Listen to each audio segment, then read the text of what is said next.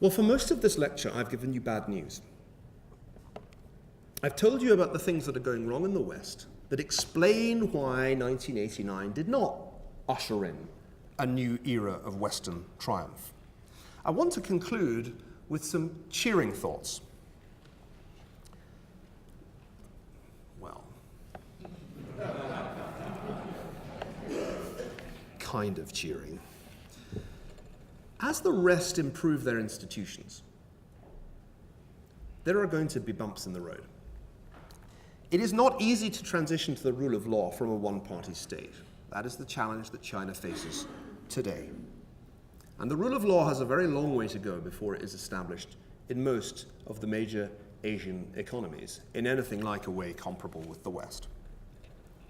Moreover, as we're seeing in North Africa and the Middle East, a revolutionary moment hailed in the West as a spring could turn quickly, perhaps already has turned quickly, into an Islamist winter. The rule of Sharia law, strongly favored by large majorities in most of the countries of the region, is not the same as the rule of law as I tried to discuss it earlier. So things are not going to be easy in the rest of the world. And we may already be seeing, in cities as far apart as Istanbul and Sao Paulo, a kind of revolution of rising expectations that could blow the ascent of the rest quite badly off course. I said it was kind of good news. There is some light in the Western gloom. The aging phenomenon is not universal. It's much less pronounced in the United States than it is in many European countries, thanks in part to immigration and in part to fertility. And the United States has just got lucky again in the sense that it has discovered energy resources that had previously been regarded as technologically or uneconomically viable. Shale gas and tight oil do change the game in all kinds of significant ways, though I think it may be premature to refer to the United States as Saudi America.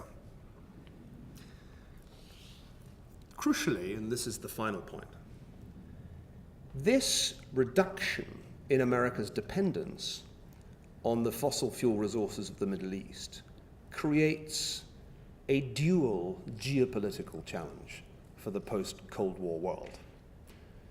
Since the Cold War, indeed since the time of Henrik Kissinger, whose biography I'm writing, the United States has played a hegemonic role in the Middle East. It has been, for good or ill, the policeman.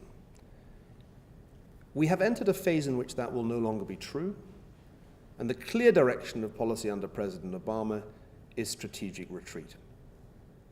As I try to argue in a book entitled War of the World, it's when empires retreat that violence tends to spike. Be careful what you wish for, you anti-imperialists. And this is already proving to be true, as we see in Syria. The dual geopolitical problem is what China will do. Because after all, as the US diminishes its dependence on imported energy, so China increases its energy dependence. No one in Beijing really knows the answer to the question, what will China do? But there will have to be an answer. And on that answer will hinge much of what we come to look back on as, who knows, the cool war, a phrase coined by my friend Noah Feldman to characterize the new and strained relationship between China and the United States. I want to end with a quotation. It comes from the Secretary of State, John Kerry. He was alluding to one of the less well-known rights that Americans enjoy, so little known that it doesn't in fact appear in the Bill of Rights. Addressing a group of Berlin students in February, John Kerry said, and I quote, "In America, you have a right to be stupid if you want to be."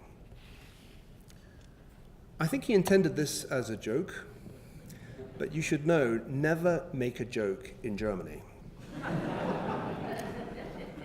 His audience were carefully taking notes, and they continued to do so. Dummheitsrecht, sehr interessant. But there was a point there that was more than a joke. All the problems that I have described to you in this lecture are solvable. None of this is written in the stars or in our DNA or anywhere else. These are institutional problems, man and woman made, and men and women can fix them. The problem of public finances can be fixed. The problem of excessive regulation can be fixed. We can improve our rule of law. We can rejuvenate our civil society and make the education of America as good as the education of Scandinavia. All of this can be done.